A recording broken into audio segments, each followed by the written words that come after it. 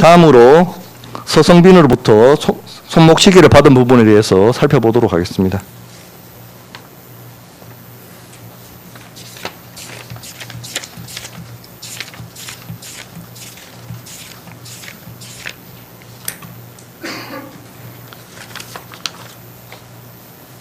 피고인은 서성빈에게 시계를 구매 대행을 시켰다고 주장을 하고 있습니다. 이 주장에 대해 살펴봅니다.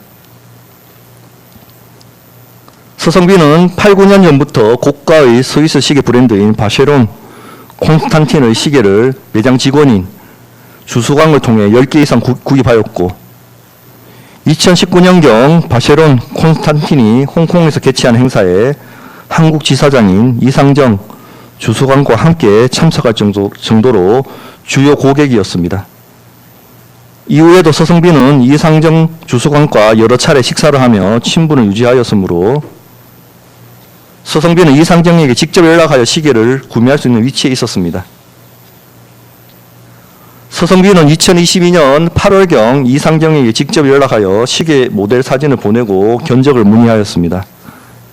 이러한 과정에 대해 이상정은 수사기관에서 세일즈 기회가 온 것이니 본사 CCO인 로랑 페르베에게 서성빈의 구매 이력 등을 제시하면서 서성빈이라는 고객이 대한민국 대통령 영부인 피고인 김건희에게 줄 시계를 산다고 하면서 가격 조정을 요청한다. 어떻게 하냐라고 는 내용의 이메일을 보내면서 문의하였습니다. 본사 측에 긍정적인 답변이 와서 서성빈에게 적용할 할인율까지 거의 정하였는데 갑자기 본사에서 다른 방법을 찾아보는 게 어떠냐는 취지로 우려를 표하는 전화가 왔고 당시 이상정 본인은 이미 서성빈에게 어느 정도 할인이 가능할 것이라는 안내를 한 상황이었는데 CCO 여중이 변경되어 난감했다고 하면서 고민하다가 본사 가격 정책에서 상대적으로 자유로운 대여사를 안내한 것이다 라고 진술하였습니다. 이상정은 이 사건 손목시계 구매 과정에서 서성빈과 직접 연락하며 할인율 및 구매 방식을 협의한 당사자로서 당시 이 사건 손목시계의 구매 주체를 서성빈으로 최종 수령자를 피고인 김건희로 인식하였던 것으로 보이고 피고인 김건희가 구매하는 것을 서성빈이 단순히 대행하는 상황으로 인식하였던 것으로 보이지는 않습니다. 이 사건 손목시계의 구매 주체를 판단함에 있어서는 궁극적으로 그 경제적 부담을 지는 사람이 누구인지가 중요한 요소 중 하나입니다. 이 사건 손목시계의 구매 과정에서 실제 결제에 사용된 자금은 모두 서성빈이 마련된 자금으로 확인될 뿐 피고인 측 자금이 사용되어서 인정할 만한 객관적인 자료는 발견되지 않습니다. 고가의 물품을 구매 대행하는 경우에는 통상 의뢰인으로부터 대금을 미리 지급받거나 적어도 구매 후 상당한 기간 내에 정산이 이루어지는 것이 자연스러움에도 서성빈이 수천만 원 상당의 시계 대금에 관하여 김건희에게 지급을 요구하거나 정산을 시도하지 않았습니다. 피고인 김건희와 서성빈 사이의 친분 관계를 고려하면 서성빈이 수천만 원에 이르는 대금 청구를 주저하였다는 것도 선뜻 납득하기 어렵습니다. 서성빈은 피고인으로부터 대금 일부로 현금 500만 원을 지급받았다고 주장하고 피고인 김건희도 동일하게 주장하나 이를 뒷받침할 만한 객관적인 증거는 없습니다. 서성빈은 이 법정에서 피고인을 만나서 이야기하다가 금세 바로 시계 예쁘다고 말씀하셨다. 그래서 저를 통해서 바쉐론 콘스탄틴을 좀 싸게 살 수 있다고 말씀을 드렸다. 휴대전화를 통해 이 사건 손목시계의 사진을 보여주자 피고인 김건희가 예쁘다고 하면서 이걸로 하겠다고 했다라고 진술하였습니다. 그러나 서성빈의 이 법정 진술과는 다르게 실제 서성빈과 이상정 사이 카카오톡 메시지를 보면 이상정이 먼저 바쉐론 콘스탄틴의 시계들을 정리한 PDF 파일을 보내면서 여러 종류를 추천하였고 서성빈은 그중 2가지 모델을 선택한 후 이상정으로부터 견적을 받아 최종적으로 이 사건 손목시계를 구입하기로 결정하였음을 알 수 있습니다. 이와 같이 이상정으로부터 추천받은 여러 종류의 시계 중 스스로 이 사건 손목시계를 선택하는 서성빈의 모습은 단순히 구매 대행자로 보기는 어렵습니다. 나아가 서성빈은 피고인 김건희가 시계 가격에 대하여 물어보지 않았다고 진술하였는데 일반적으로 수천만 원 상당의 고가 물품을 구매하려는 경우 그 금액 액수에 관심을 가지는 것은 당연한 것임을 비춰보면 피고인 김건희가 실제 구매자의 지위에서 이 사건 손목 시계를 주문한 것으로 보기는 어렵습니다. 서성빈은 이 법정에서 피고인 김건희가 저한테 외국에서 이 사건 손목 시계를 살 것이라고 이야기했다. 그래서 제가 큰일 난다. 전 영부인처럼 되면 어떻게 할 거냐고 말씀드렸더니 외국에서 몰라서 그렇지 공식 석상에서는 다 그렇게 검수한 것 같아도 막상 애프터 들어가면 굉장히 화려하고 보석도 엄청나게 하고 그런다는 식으로 말씀하시니까 제가 납득이 갔다는 취지로 서성빈은 진술하였습니다. 피고인 김건희가 자신의 비용으로 구매를 의뢰한 것이라면 시계의 착용 여부나 착용 장소는 전적으로 피고인 김건희 본인이 결정한 사안이므로 서성빈이 이에 대하여 큰일 난다며 우려를 표하는 상황은 쉽게 이해가 되지 않습니다. 반면 서성빈이 자신의 비용으로 시계를 제공하는 상황이었다면 선물한 시계가 공개적으로 노출되어 논란이 발생할 경우 서성빈 자신도 곤란해질 수 있으므로 착용 방식에 관하여 피고인 김건희에게 우려를 표명한 대화가 이루어졌다고 봄이 자연스럽습니다. 이러한 사정은 서성빈이 이 사건 손목 시계의 실질적인 구매 주체였음을 뒷받침합니다. 서성빈은 이 사건 손목 시계를 구매하기 이전부터 피고인 김건희와 지속적으로 교류하면서 피고인 김건희를 통해 윤석열에게 여러 차례 넥타이를 선물하였고 대통령 선거 과정에서 정치 후원금 1,000만 원을 기부하기도 하였습니다. 피고인 김건희는 서성빈을 더론협회 회장으로 있는 사업가이자 고가의 시계를 착용하고 다니는 재력가로 인식하고 있었고 서성빈은 실제로 바쉐론 콘스탄틴의 VIP 고객으로 분류되어 있었습니다.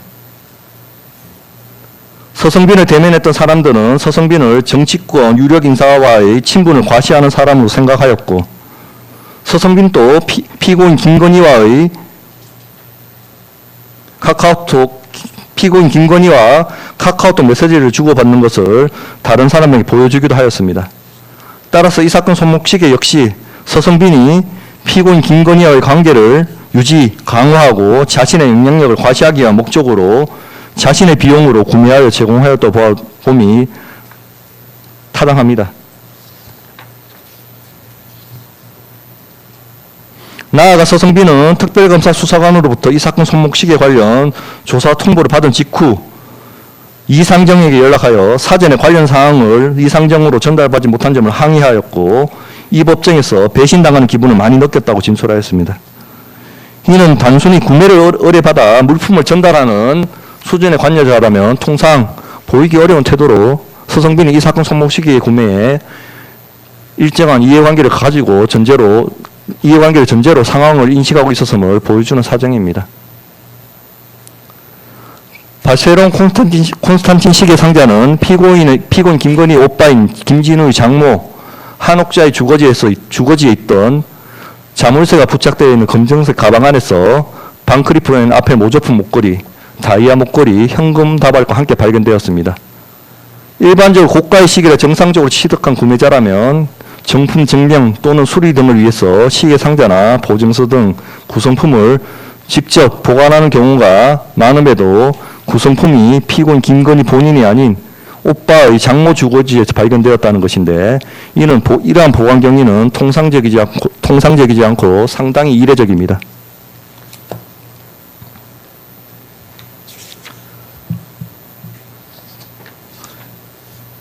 이 부분에 대해서 특정범죄 가중법 위반 알선수재죄가 성립한지 여부에 대해서 살펴보겠습니다. 먼저 서성빈과 피고인 김건희 사이의 친분 관계에 대해서 살펴봅니다.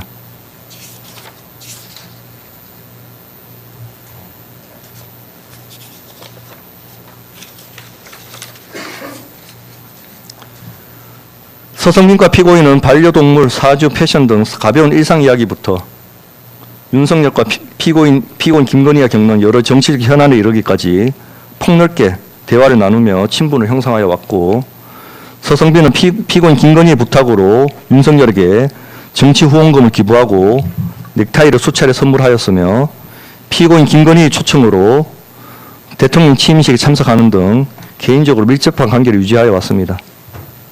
나아가 서성빈은 윤석열이 대통령으로 취임한 이후에도 피고인 김건희에게 피고인 행보에 대해서 조언하거나 사회적, 정치적 현안에 대해 견해까지 전달하는 등 지속적으로 교류를 하여 왔습니다. 이처럼 서성빈과 피고인 김건희는 개인적으로 친밀한 교류를 지속하여 온 관계로서 서성빈이 피고인 김건희에게 자신의 사업 현황이나 이해관계를 허심탄회하게 전달할 수 있는 관계였음은 분명합니다. 더욱이 서성빈 스스로 이 법정에서 백형욱에게 부품 이야기를 할 때 내가 김건희를 아니까 김건희가 우리 회사를 도와줄 수 있다고 이야기를 했다는 취지로 진술하였는 바 서성빈이 당시 드론돔의 핵심 사업으로 본격 추진하던 로봇계 총판 사업의 내용을 이러한 관계에 있는 피고인 김건희에게 전혀 언급하지 않았다는 것은 선뜻 납득하기 어렵습니다.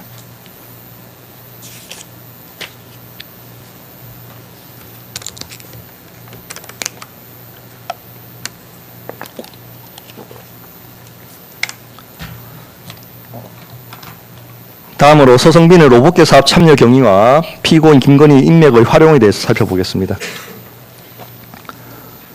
드론돔은 원래 전동 휠체어 및 구조 드론 사업을 영위하던 회사로서 2022년 9월 전까지는 로봇계 관련 사업을 수행한 적이 없습니다. 심지어 전동 휠체어나 구조 드론 사업에서도 별다른 매출을 올리지 못하였습니다. 고스트 로보틱스 테크놀로지는 정부기관 등의 로봇계를 홍보하고 판매를 시도하고 있었으나 대통령 경호처와의 사업도 매매가 아닌 임대차 방식으로 논의가 변경되는 등 사업 확장에 어려움을 겪고 있었습니다. 그러한 상황에서 서성빈은 2022년 6월경 백형목을 알게 된 직후 2022년 7월 내지 8월경 고스트 로보틱스 테크놀로지와 총판 파트너 계약 및 파트너 계약을 체결하면서 로봇계 총판권을 부여받았고 새롭게 로봇계 사업으로 분야를 확장하였습니다. 드론돔은 대통령 경호처와 임대차 계약의 전반적인 과정에서 실질적인 역할을 전혀 수행하지 않았습니다. 경호처와의 접촉, 시연, 협의, 견적서 작성에 이르기까지 모든 실무는 고스트 로보틱스 테크놀로지가 수행하였고 드론돔은 로봇계 4대를 경호처에 수송하는 것을 도운 것이 전부였습니다.